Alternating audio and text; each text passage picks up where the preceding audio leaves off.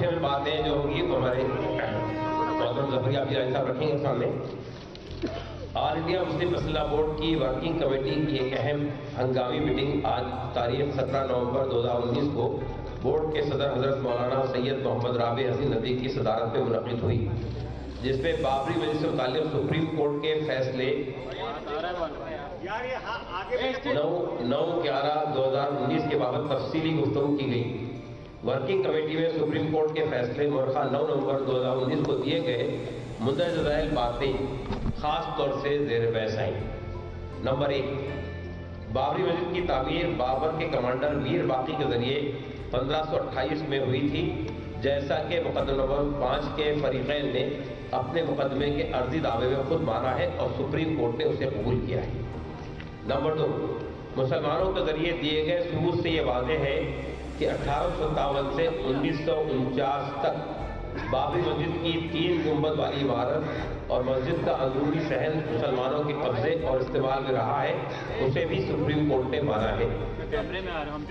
Number 3، Babri مسجد میں آخری نماز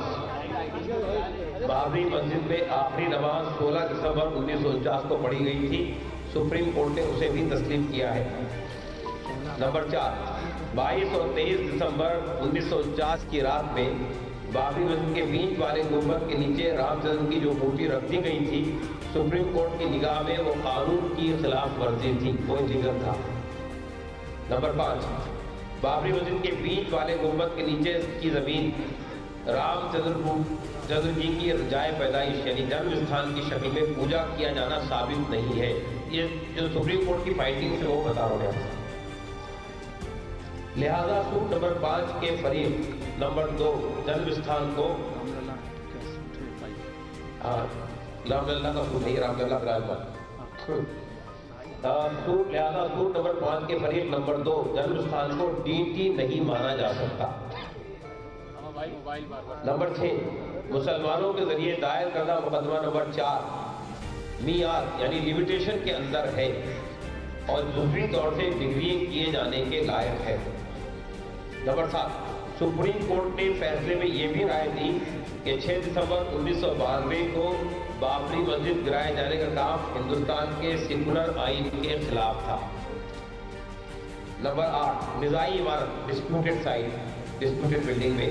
چونکہ ہندو بھی سینکڑوں سال سے عبادت یعنی پوجا کرتے رہے ہیں، اس لیے پوری نزاعی زمین کی عمارت کی زمین مقدمہ نمبر 5 کے فریق نمبر 1 بھگوان شری رام للا کو دی جاتی ہے. نمبر 9،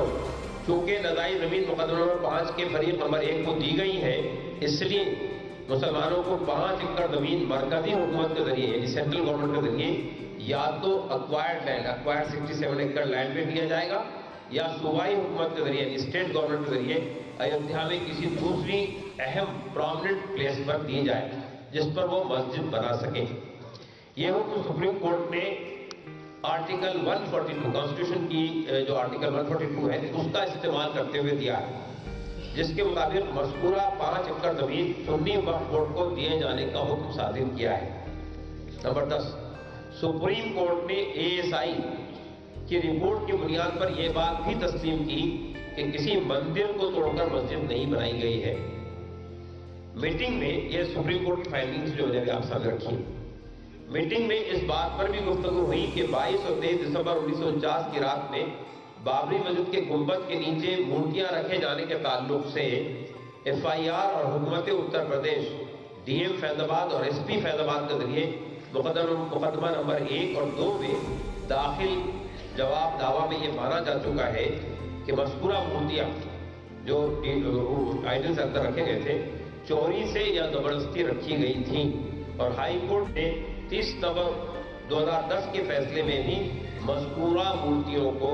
ڈیٹی نہیں مانا تھا. مذکورہ بالا حالات میں آج کی میٹنگ میں یہ محسوس کیا گیا کہ عدالت عظمیٰ کے مذکورہ بالا فیصلے میں کئی پہلوؤں پر نہ صرف باہمی تضاد ہے، سیلف کنٹرڈکٹری ہے، بلکہ کئی نقطوں پر یہ فیصلہ سمجھ سے پرے ہے اور پہلی نظر میں غیر مناسب معلوم ہوتا ہے. مجلس عاملہ خاص طور سے درج ذیل باتوں پر فالوئنگ پوائنٹس پر سپریم کورٹ کے فیصلے کو اصول انصاف کے مطابق نہیں پاتا ہے. नंबर 1, जब 22 और 23 दिसंबर 1949 की रात में जबरन यानी बाय फोर्स जो मूर्तियां रामचंद्र जी की मूर्ति और दीगर मूर्तियों का रखा जाना गैर कानूनी था, तो इस तरह गैर कानूनी तौर पर रखी गई मूर्तियों को डीटी कैसे मान लिया गया, जो हिंदू धर्म शास्त्र के मुताबिक भी डीटी नहीं हो सकती।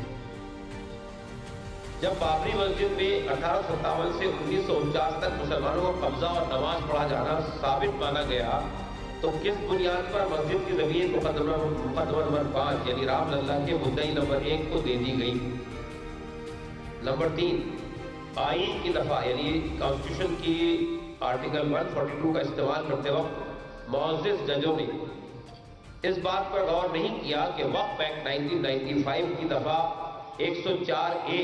और 51(1) के मुताबिक मस्जिद की जमीन एक्सचेंज या ट्रांसफर को मुकम्मल तौर पर मना किया गया है। ये वक्फ की जो आर्टिकल मैंने आप साथ रखी है, उसमें किसी मस्जिद की जमीन को न तो एक्सचेंज किया जा सकता है न ट्रांसफर किया जा सकता है, मना किया गया है। तो वक्फ एक्ट के दर्ज इस कानूनी रोक यानी पाबंदी को दस्तूर की दफा 142 के तहत मस्जिद की जमीन के बदले में दूसरी जमीन कैसे दी जा सकती है, जबकि खुद